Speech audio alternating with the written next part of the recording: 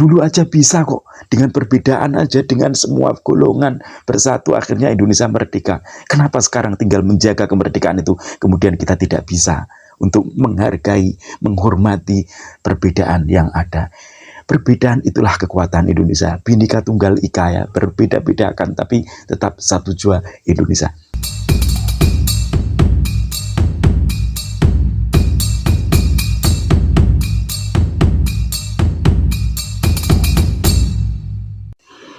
Assalamualaikum warahmatullahi wabarakatuh. Hamdan wa syukronillah amma ba'dah. Sahabat AR News dimanapun berada, semoga senantiasa sehat selalu, sehat walafiat, dan juga diberikan kemudahan dalam segala urusan kebaikan kita.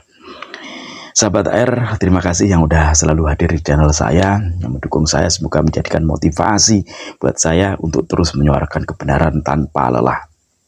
Sahabat AR, ada keresahan yang timbul di berbagai daerah, khususnya ini di daerah Bali ya.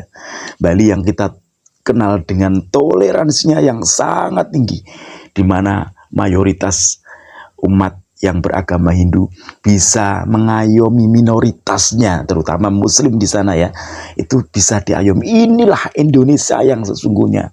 Inilah Indonesia yang penuh dengan perbedaan, akan tetapi dari perbedaan itulah Indonesia itu kuat.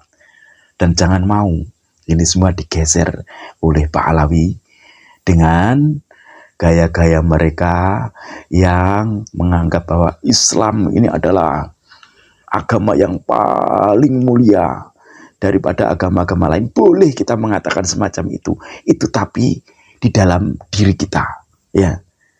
Akan tetapi dengan menganggap bahwa Islam adalah agama yang paling mulia, kemudian kita menghina agama lain, itu yang tidak diperbolehkan ya. Islam bagi kita, ajaran kita emang harus kita yakini. Di setiap ajaran harus meyakini ajarannya masing-masing gitu loh. Bahwa menurut kita Islam adalah agama yang paling mulia. Tapi jangan kemudian kita merendahkan agama lain, kemudian kita menistakan agama lain, kemudian kita menghina agama lain. Enggak, karena di dalam mereka juga memeluk agama lain juga diajarkan semacam kita. Ya, jadi agama mereka adalah agama yang paling mulia menurut mereka. Jadi jangan sampai kemudian ini menjadikan perpecahan. Perbedaan inilah yang harus kita jaga ya, yang harus kita jaga bagaimana perbedaan ini bisa menjadikan suatu persatuan gitu loh.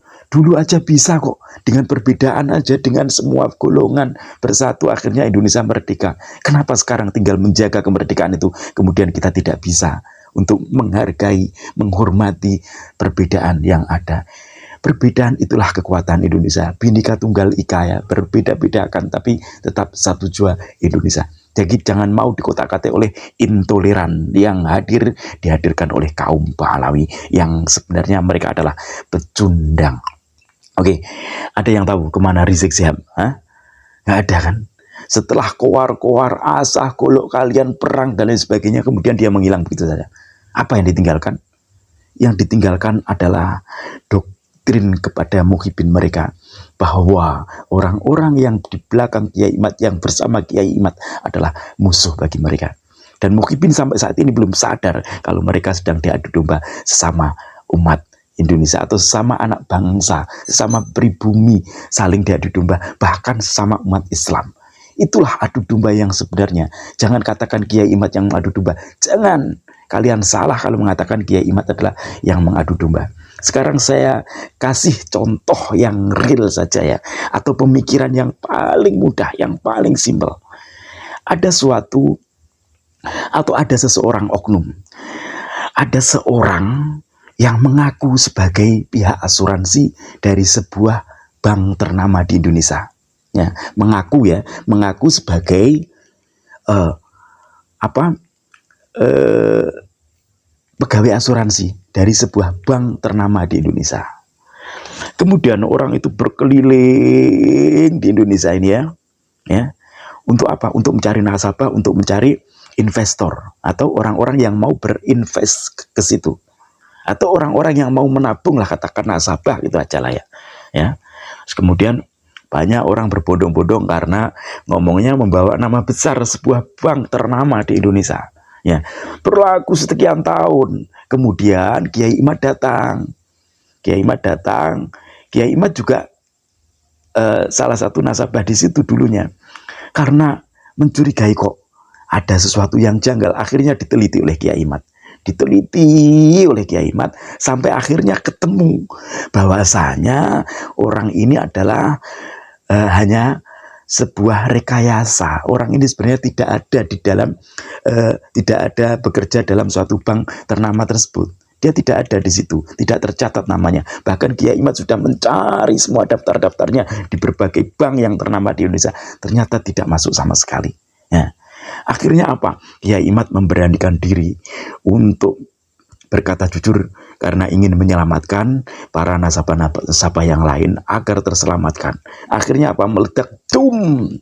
Tesis Kiai Imad keluar untuk menyelamatkan para nasabah-nasabah yang sudah terlanjur masuk. Ada yang mungkin dari dulu meragukan, kok begini ya pegawai bank, kok begini, pegawai asuransi kok begini, mungkin tapi karena belum berani. Ketika muncul tesisnya Kiai Imad, mereka pun akhirnya bersuara. Dan akhirnya apa? Orang-orang yang belum masuk kepada menjadi nasabah tersebut pun ikut melawan.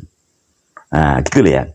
Jadi kenapa terus kemudian ketika Kiai Imad menyelamatkan para nasabah, kita sebagai nasabah kok terus kemudian kita menyalahkan Kiai Imad? Kan bodoh sekali itu loh. Ya, itu kalau saya ibaratkan sebagai di sebuah perbankan ya. Jadi untuk itu kita tetap harus melawan. Kita harus melawan doktrin-doktrin mereka. Dan kita simak ini ya, keresahan warga Bali yang sudah diacak-acak makamnya. Ya, diacak-acak, dipahlawikan menjadi pahlawi. Akhirnya muncul apa? Muncul yang namanya Wali Pitu di Bali. Dan ini tanggapan Kiai Imad. Kiai Imad ini emang ya Allah, subhanallah, kita mempunyai kiai muda yang cerdas, yang ilmiah, dan yang berani berkata benar meskipun penuh dengan tantangan dari intern organisasi NU. Oke, kita simak aja video penjelasan dari Kiai Imad.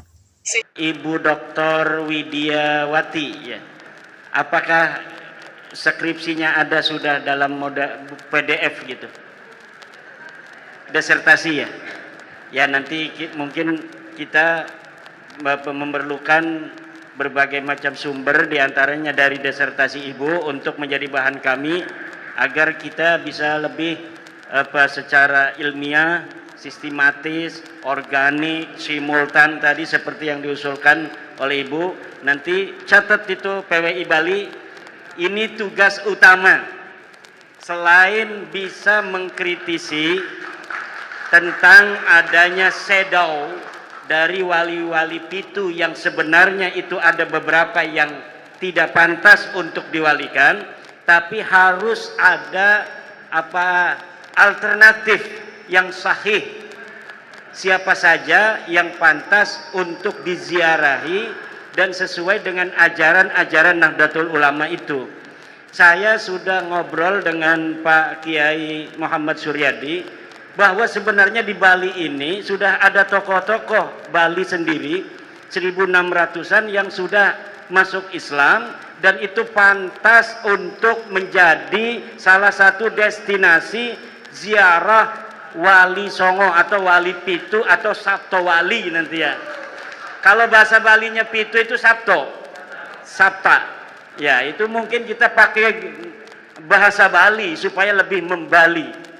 Karena apa? Di mana saja ajaran Nahdlatul Ulama itu, di mana bumi dipijak, di situ langit dijunjung. Mungkin ini sudah waktunya ya. Iya, alhamdulillah. Masih ada waktu. Ya, terima kasih. Nanti tolong panitia dari PCNU Bali Denpasar untuk minta nomor Ibu Widiawati, karena nanti saya minta nomornya ada. PDF dari disertasi beliau. Ini akan sangat penting karena beliau sudah mengadakan penelitian. Tahu sendiri disertasi itu nggak kayak skripsi, nggak kayak tesis, nggak cukup 2 tahun penelitiannya. Itu mudah-mudahan nanti akan bisa banyak membantu manuskrip untuk Wali Songo itu juga. Tadi berkaitan dengan Sunan Ampel juga beliau sudah melakukan penelitian. Terima kasih Ibu informasinya. Ya, ini ya, untuk menunjukkan tadi Kiai Imad menyebutkan bahwasanya kepada pengurus PCNU Denpasar Bali ya. Berarti ini ada gerakan dari bawah gitu loh. Sebenarnya orang-orang yang di PC, pengurus-pengurus PC yang lebih tahu di lapangan itu sudah geram. Hanya saja karena apa? Karena lagi-lagi Rois Am PBNU. Rois Am PBNU yang emang harus diupdate atau diupgrade lah ya. Agar bisa mengikuti zaman. Ya, semoga video ini bermanfaat bagi kita semuanya. Jangan lupa terus suarakan kebenaran, karena dengan kebenaran itulah negeri kita akan menjadi aman kembali seperti dulu kala. Ambil sisi baik dari apa yang saya sampaikan dan buang sisi buruk dari apa yang tersampaikan kepada kalian semuanya. Wallahul muwaffiq ila aqwamit thoriq. Assalamualaikum warahmatullahi wabarakatuh. Salam NKRI.